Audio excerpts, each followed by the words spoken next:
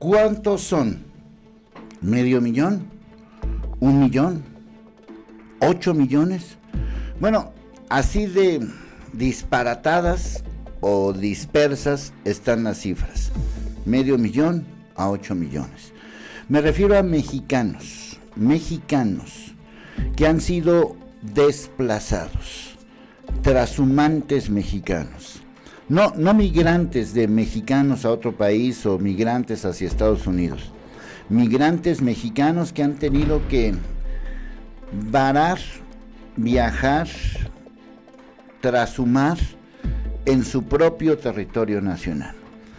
Huyen del cambio climático, huyen de la violencia, huyen de muchos asuntos. ¿Cuántos son y en qué momento están? Sobre todo ahora con todos estos asuntos de quédate en casa, la pregunta es muy sencilla. ¿Dónde está su casa?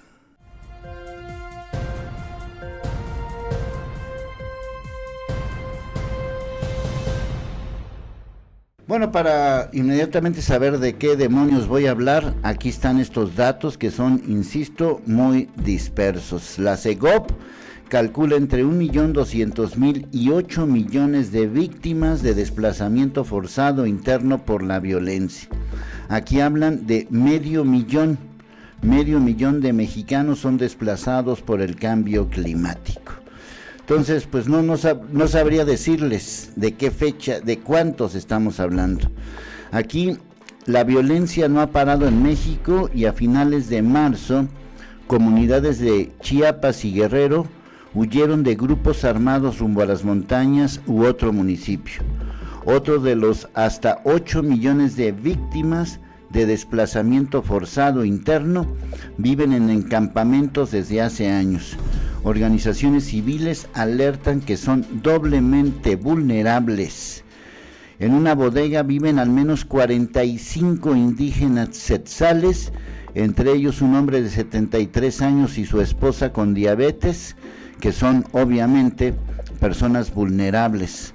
Son parte de entre 1.200.000 y 8 millones de víctimas de desplazamiento forzado en un México en guerra, estimación de la Secretaría de Gobernación. Las 12 familias huyeron del ejido de Cintalapa, en Ocosingo, Chiapas, desde 2009 por la violencia generada por un grupo armado, según el Centro de Derechos Humanos CUNTIC.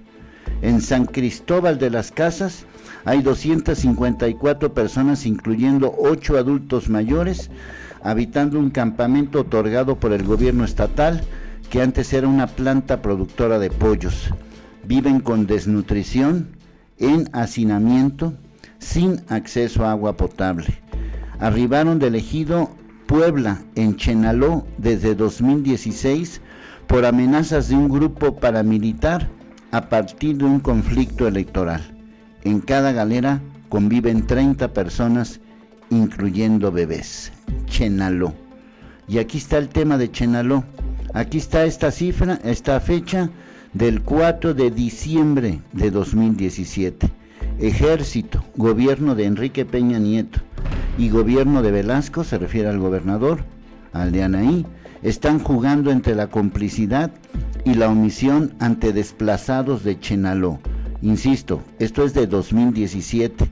Organizaciones civiles acusaron que las autoridades en sus distintas vertientes, llámese ejército, gobierno federal, gobierno estatal, están jugando entre la complicidad, la omisión o lo que significa, sigue haciendo eso, matando personas, amedrentando.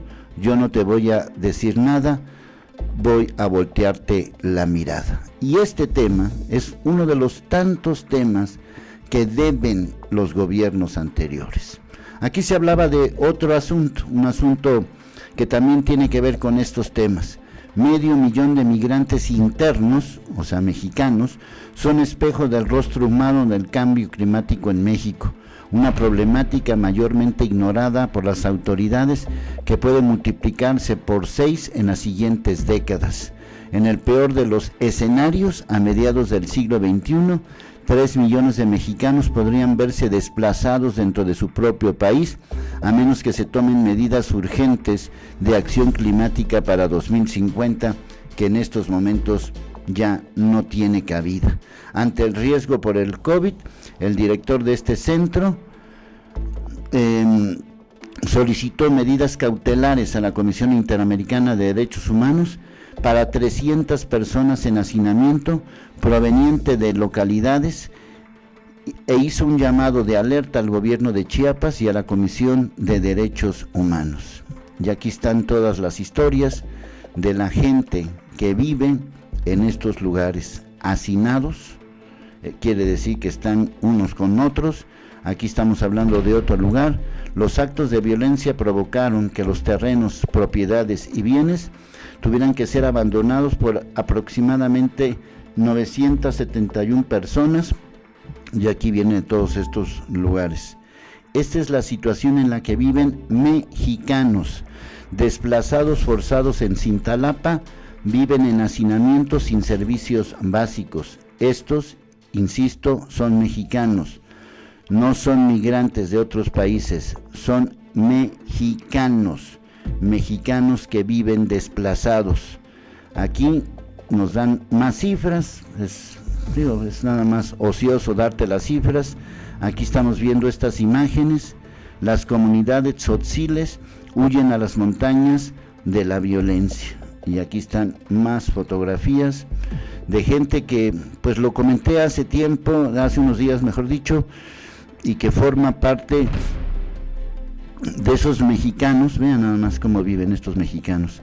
Alrededor de 152 familias del municipio de Cachuapa el Grande, que se dedican a la siembra de amapola, se desplazaron de sus comunidades en febrero del 2019. Así estaban en febrero. Estoy seguro que ahora, meses después, en febrero del 2019, siguen seguramente igual. Estos son mexicanos. Así viven muchos mexicanos. Cuando les dices a los mexicanos, quédate en casa, la pregunta es, ¿esta es mi casa? ¿Aquí me estás pidiendo que me quede? Y aquí están las deudas que gobiernos anteriores, como el de Enrique Peña Nieto, no hicieron absolutamente nada por, bueno, no por estos, sino por estos. Las organizaciones explicaron que México cuenta con la Ley General de Derechos de Niñas, Niños y Adolescentes, el cual no se está respetando en Chiapas. Les recuerdo que esto que estoy leyendo, esto que está aquí, es de 2017, de la época de Enrique Peña Nieto. Y me podría ir a la época de Calderón, me podría ir al tema de Zedillo, de Salinas y de cada uno de estos personajes de la nefastez mexicana. Son mexicanos que han sufrido durante 500 años, 400 años, 300 años de una serie de injusticias, porque son indígenas mexicanos, indígenas que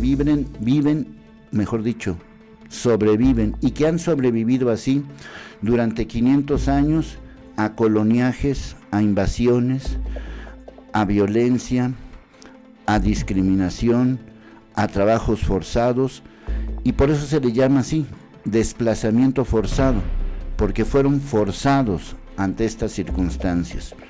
Puedes llamarla económica, puedes llamarla política, puedes llamarla todo eso. Acuérdate del conflicto de Chiapas, de los zapatistas. ¿Cómo empezó? ¿Quién era el encargado, por ejemplo, de todas esas cosas que se empezaron a hacer en Chiapas? Pues era Raúl Salinas, Raúl, el hermanito, Raúl Salinas, fue el que empezó con todo este asunto de Chiapas, y que a raíz de ese asunto, de que se eliminó Inmecafé, de que se eliminó la CONASUPO y algunos otros apoyos institucionales muy priistas, pero al final de cuentas apoyos, pues empezó todo el asunto de los zapatistas. Acuérdate de eso. Te estoy hablando de 1994, cuando fue el levantamiento zapatista, pero ellos se levantaron porque ya antes habían sucedido una serie de cosas durante otros gobiernos, principalmente del PRI. Pero pasan los años, como insisto, esto no tiene 25 años, no tiene 30 años, no tiene 5 años, no tiene 20 años desde otras épocas, tiene mucho más. Son mexicanos que viven a expensas de una situación que parece que no va a tener solución nunca, porque nosotros mismos como mexicanos los despreciamos, los discriminamos y los olvidamos. Por eso pregunto, cuando les dices quédate en casa, me gustaría saber qué responden ellos.